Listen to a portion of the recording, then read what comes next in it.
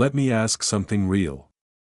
When was the last time a single word from someone made your chest tighten, your mind race, or your calm slip for hours or even days?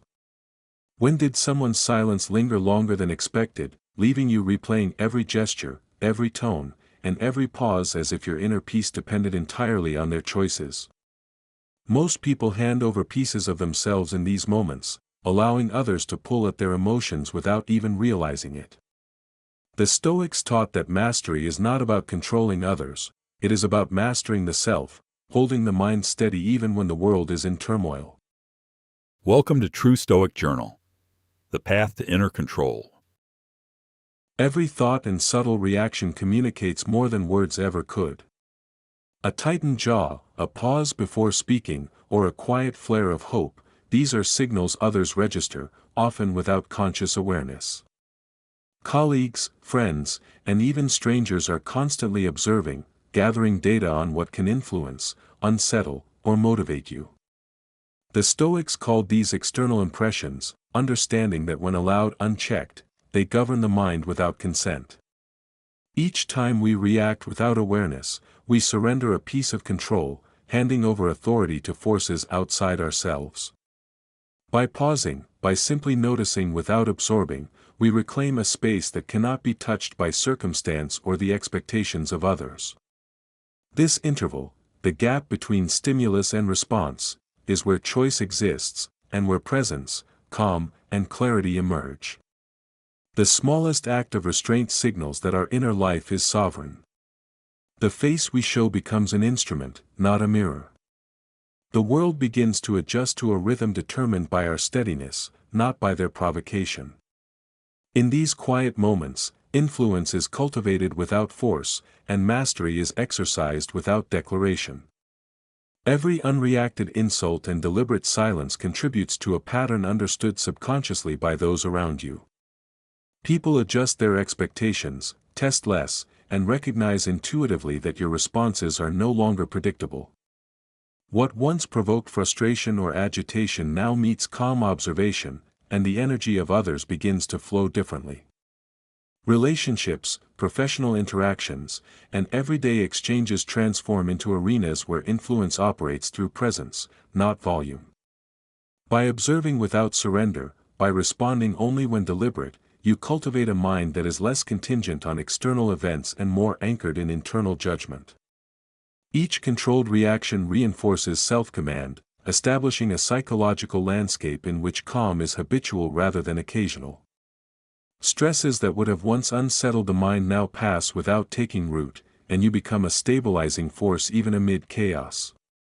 Subtlety becomes authority, and measured attention commands respect without assertion.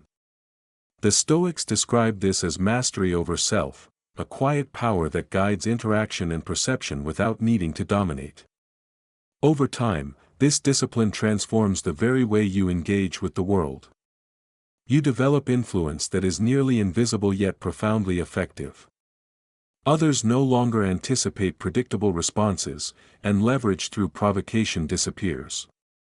Timing, tone, and attention are consciously managed, and interactions unfold on your terms rather than being dictated by circumstance.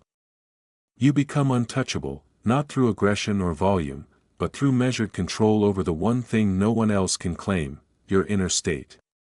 Need is a quiet weight that often goes unnoticed, a subtle pull that shapes choices, attitudes, and perceptions without us realizing it. When you seek approval, recognition, or validation, the mind surrenders a measure of control to external forces. Every expectation placed upon another, every hope pinned to a response, is a tacit admission that someone else holds a key to your peace. The Stoics observe that true tranquility depends on mastering internal priorities rather than relying on outcomes outside oneself. Dependency, even when disguised as simple desire or connection, is the thread that others can tug to influence thoughts, feelings, and behaviors. When conditioned to rely on external affirmation, the mind becomes pliable. Control is rarely lost in dramatic confrontations, it is seated in quiet concessions, in the habitual expectation that someone else must validate your worth. To reclaim independence, recognize where these dependencies reside. Instead of reacting to absence as if the world has wronged you, begin to observe these impulses without attachment. The Stoics called this the practice of separating what is within your control from what is not. Each time you notice a desire for attention, affirmation, or reassurance, it becomes an opportunity to exercise choice. Instead of immediately seeking the response that would quiet the mind, you allow the internal state to remain intact, unshaken by absence or delay. This deliberate restraint does not diminish connection, it strengthens it by clarifying the boundaries of influence. The moment the need is identified and consciously released is also the moment when the mind steps out of the shadow of external leverage. You begin to experience the subtle freedom of knowing that nothing outside your control can dictate inner calm. The release of need transforms social dynamics. When approval is no longer anxiously awaited, the usual levers of influence vanish. Others accustomed to guiding your behavior find themselves unable to manipulate your emotional state. What emerges is a space of genuine agency, a calm authority that is neither demanding nor distant. Detachment from external validation fosters an inner equilibrium, allowing engagement without surrender. Silence carries a weight most fail to notice. It is the quiet space where thought, observation, and restraint converge, creating a presence felt without being announced.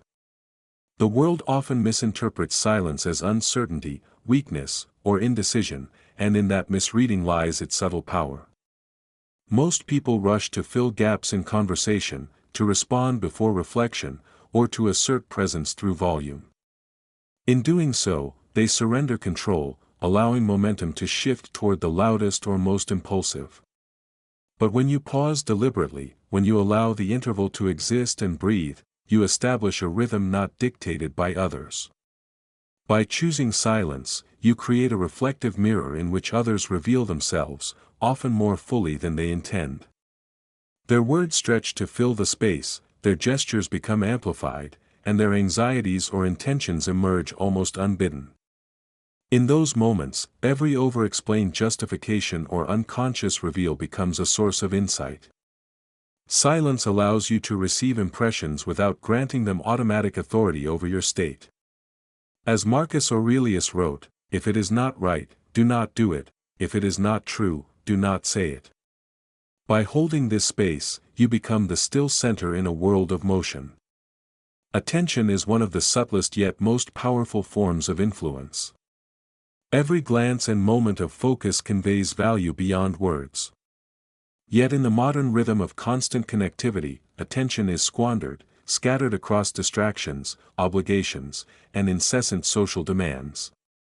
The Stoics understood that what is given too freely loses its significance. When availability is treated as infinite, it communicates a vulnerability few recognize. By responding instantly to every message, attending every call, and yielding to every expectation, a subtle dependency forms. The environment begins to assume that your presence is continuous, your attention guaranteed. When you step back, when moments of attention are intentionally measured, scarcity imbues presence with weight. Others notice the difference without consciously articulating it.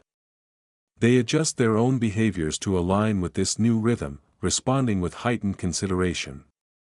The withdrawal of attention is not a withdrawal from life, but a disciplined act that reestablishes boundaries, preserves clarity, and elevates the value of participation. In each instance, the mind exercises sovereignty over focus, subtly shaping outcomes without overt exertion. By consistently regulating the availability of attention, you cultivate an inner framework of self-governance where priorities are respected, energy is preserved, and influence is exercised without overt effort. The perception of intentionality communicates reliability, thoughtfulness, and deliberate judgment. Over time, the accumulation of these moments establishes a reputation for measured engagement, where your focus is recognized as a resource that commands consideration rather than being assumed. This subtle authority demonstrates that power is not created through volume or coercion, but through strategic presence and the quiet assertion of autonomy. Immediate reactions carry an illusion of power. The swift response is often mistaken for decisiveness, yet it frequently betrays an attachment to the moment, a dependence on events unfolding exactly as they arrive. Acting first signals that the mind is tethered to stimuli, swayed by their urgency rather than governed by deliberate intent. The Stoics recognize the danger in this reflexive engagement. As Marcus Aurelius wrote, "If you are distressed by anything external, the pain is not due to the thing itself, but to your estimate of it, and this you have the power to revoke at any moment." By introducing a deliberate pause, by resisting the compulsion to answer immediately, you assert a quiet authority. Each breath taken before a response is a subtle recalibration of influence, signaling that the mind is not hurried, that it is not compelled by the immediacy of circumstance. In that stillness, clarity emerges, and the power of deliberate timing replaces the illusion of hasty force. The effect of delayed response is both psychological and relational. When others encounter the restraint of measured timing, their expectations are disrupted. The urgency that once drove interaction shifts subtly, repositioning control. Every delayed response becomes a deliberate choice. By practicing this restraint, the mind develops a heightened capacity for judgment, maintaining composure in situations that provoke impulsive action. Timing becomes a medium of mastery, shaping outcomes with precision and calm. The mind that exercises restraint in timing becomes a center of quiet authority, preserving internal equilibrium. Remember this: true strength is quiet, calm, and unshakable. It lives in the mind that observes without surrender, acts without attachment, and holds presence as a choice rather than a reaction. Every moment you step into that space, you reclaim a piece of freedom that no one can take from you. You are no longer moved without consent, no longer manipulated, and no longer caught off guard. Carry this clarity forward, and let your presence shape the world around you with deliberate calm. If you want to deepen this practice, click on one of the suggested videos on the screen and continue exploring the principles that strengthen inner mastery and Stoic presence. Subscribing is more than a simple click, it is a conscious step toward practicing these same principles in your own life. Thank you for being part of True Stoic Journal, and for choosing to cultivate a truly unshakable mind.